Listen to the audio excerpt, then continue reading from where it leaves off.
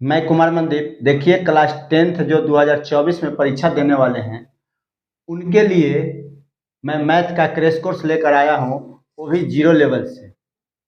आप लोग देखिए कि पहला दूसरा चैप्टर है ही बहुपद।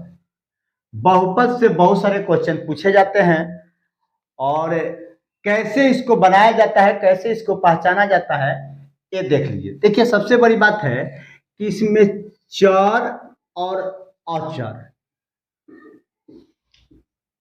चर क्या होता है, अचर क्या होता है, इसके बारे में जानते हैं। तो हम एकदम जीरो लेवल से चल रहे हैं। अच्छा, चर होता क्या है? सबसे बड़ी बात देखिए, आप कहीं भी जाइएगा कोई सामान खरीदने तो कहिएगा कि चाहे एक गो दीजिए चाहे दो गो दीजिए। आप कभी नहीं कह सकते हैं कि एक से सामान दीजिए, कभी नहीं कह सकते हैं। आप चाहे तो कहिएगा कि एक गो दीजिए चाहे दो गो दीजिए। अभी बताइए, चीनी खरीदने जाइएगा तो क्या कहिएगा कि 1 किलो दीजिए? नहीं, आप चाहिए कहिएगा कि 1 केजी दीजिए या तो 2 केजी दीजिए। तो जब आपका भाषा और आपका बात वो दुकानदार समझ लिया, उसी को कहते हैं अचर। और जो बातों को नहीं समझ पाया और वो जो बातों को आपका नहीं समझ पाया उसको कहते हैं चर। जैसे दुकानदार को जाके कहिएगा कि 1 पॉकेट बिस्कुट दीजिए, वो देगा? नहीं देगा। उसको जाके कहिए किताब केजी चीनी दीजिए, देगा? उसको जाके कहिए कि लकड़ी केजी आटा दीजिए, वो समझेगा इस बात को? नहीं समझेगा। लेकिन वही बातों को बोलिएगा कि 2 केजी चीनी दीजिए, वो समझ जाएगा। 3 केजी आटा दीजिए, समझ जाएगा। आधा केजी दूध दीजिए, वो समझ जाएगा। तो देखिए, जिसका परिणाम निकलता हो उसे हम अचर कहते हैं, और जिसका परिणाम नहीं निकलता हो, ये किसी और पर डिपेंड है, उसे हम चर कहते हैं। आगे समझ में? कभी भी अगर कोई भी वस्तु हो, ये देखिए कलम, ये सब अचर है, ये सब अचर है। जितने भी वस्तु है वो सब अचर है। लेकिन जिसको काउंट कर सकते हैं, सिंपल सी बात, जिसको काउंट कर सकते हैं उसको अचर कहते हैं, और जिसको काउंट नहीं कर सकते हैं उसे चर कहते हैं। जैसे आपको बता दिए, समझ में आए ना? जिसको हम काउंट कर सकते हैं उसे अचर कहते हैं, जिसको काउंट नहीं कर सकते हैं उसे चर कहते हैं। आप कहीं भी आप इस भाषा को चर के रूप में लीजिएगा और ये भाषा को अचर के रूप में लीजिएगा। ठीक है? एक क्या है, पहला। दूसरा बात, ये क्या है कि एक्स है। अब मैथमेटिक्स पर आ जाइए। मैथमेटिक्स में क्या होता है कि X Y Z A B 5 6। देखिए, ये मैथमेटिक्स अब बहुपद के रूप में आइए, वो तो समझ लीजिए। अब चर एक्स किसी पर डिपेंड है। एक्स के मान या तो 2 हो सकता है, एक्स के मान या तो 3 हो सकता है, एक्स के मान या तो 1/2 हो सकता है।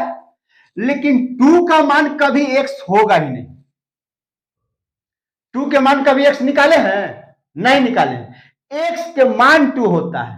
तो जिसका मान निकलता है वो चर है, और जो मान निकलता है वो अचर है। समझ में आया? ये बात तो समझ में आ ही गया होगा।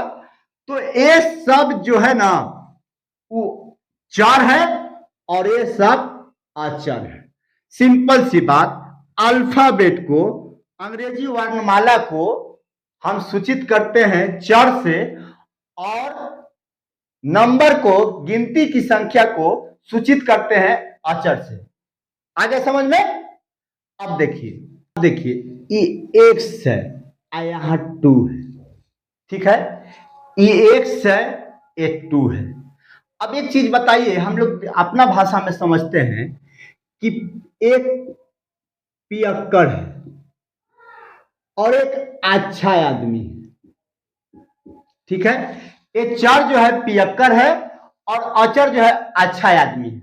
तो अगर अपने मोहल्ले, अपने घर, अपने गांव से ये पियक्कड़ के साथ अगर अच्छा आदमी निकलता है तो लोग अगर देखेंगे तो क्या कहेंगे, ओकरो बेटवा का पिए ले, ओकरा बेटवा जोड़े, बोलेंगे ना। ये नहीं कहेंगे ना कि अच्छा हो गए, अच्छा के साथ है और पियक्कड़ के साथ एक दूसरे के साथ है। लेकिन लोग क्या बोलेंगे कि सीधे कहेंगे कि वो छौड़ा का पिए लगले, ओकरा बेटवा जोड़े। तो पियक्कड़ के साथ अगर अच्छा आदमी रहता है तो उसका नाम पियक्कड़ ही हो जाता है, चाहे वो पिए या ना पिए, उसके साथ उसका संगत हो गया है तो पियक्कड़ ही होगा। तब पियक्कड़ किसको माना गया है? चर को। ठीक है, अब देखिए, अभी एक्स और 2 किसी भी स्थिति में एक जगह हो गया तो फिर क्या कहलाएगा? चर। देखिए, एक्स के साथ अगर 2 हो गया तो पियक्कड़ के साथ अगर अच्छा आदमी भी घूम रहा है तो उसका संगत क्या कहलाएगा? पियक्कड़। तो देखिए, एक्स के साथ अगर, चर के साथ अगर अचर जुट गया तब पर भी क्या कहलाएगा? चर।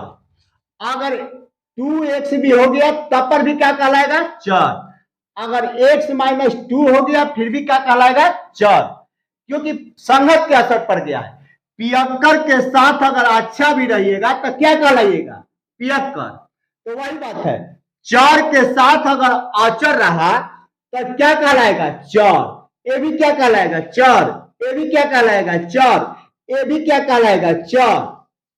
आगे आगे समझ में अच्छा से आ गया होगा कि हम किस स्थिति में किसको चर कहेंगे, किसको अचर कहेंगे। ठीक है, अब देखिए, इसके बाद आता है एक पद, द्विपद, त्रिपद। अब एक पद मतलब क्या? एगो पद। आपके पास एक पद होना चाहिए, एक पद कहलाता है। जैसे देखिए, एक्स कितने पद हुए? एक पद। 2x कितने पद हुए? एक पद। एक्स स्क्वायर कितने पद हुए? एक पद। आप बताइए, 3x कितने पद हुए? एक पद। अब द्विपद क्या होगा कि उसके प्लस और माइनस में रहेगा तो द्विपद कहलाता है। देखिएगा, यहाँ गुना में है फिर भी कौपद कहलाया? एक पद। देखिए, स्क्वायर में भी है फिर भी कौपद कहलाया? एक पद। ये कौगो है? एक पद। लेकिन अब देखिए, x प्लस 2 ये कौपद कहलाया? द्विपद। ये कौपद कहला रहा है? द्विपद। अब बताइए, x माइनस 3 ये कितने पद हुए? एक दो, एक दो। देखिए, ये कितना है? एक। इसको क्या कहेंगे? एक। इसको क्या कहेंगे? एक। इसको क्या कहेंगे? एक। लेकिन यहां ये कहेंगे नहीं, एक और एक दो, दो पद हुआ, एक और एक दो, तो इसको कहेंगे द्विपद। ठीक है, अब 2x प्लस 4 तो कौ है? दो है कि नहीं है? एक और एक दो। अब 3x स्क्वायर प्लस 2 कितने पद हुए? दो पद। एक और एक दो। ठीक है, अब आइए त्रिपद। त्रिपद क्या होता है? तो x square plus 2x plus 4 ये कितने हुए? एक दो तीन, तो ये क्या कहलाएगा? त्रिपद। अब बताइए, x के power 4 plus 2x square minus 3 ये कितने पद है? तीन पद। एक दो तीन। x के power 5 minus 3x 4 plus 4x cube ये कितने पद है? त्रिपद। अभी बताइए, प्लस 5 ये त्रिपद है? नहीं, काहे कि एक दो तीन चार हो गए तो तीन त्रिपद नहीं है। आप बताइए, एक दो तीन एक त्रिपद हुआ। 6x के पावर 5 प्लस 2x के पावर 6 प्लस 1/2 ये कितने पद हुए? त्रिपद। एक दो तीन। यहां ध्यान से देखिए, एक पद में कौन हुआ? एगो। एगो एगो, एगो, ठीक है। द्विपद में क्या हुआ? दूगो, एक का एक दू, एक का एक दू, एक का एक दो, एक का एक दो। त्रिपद में क्या होगा? तीन गो होगा, एक दो तीन, एक दो तीन, एक दो तीन, एक दो तीन। क्लियर हो गया? एक पद, द्विपद, त्रिपद। क्लियर हो गया ना? ये तो कंफर्म हो गए होंगे।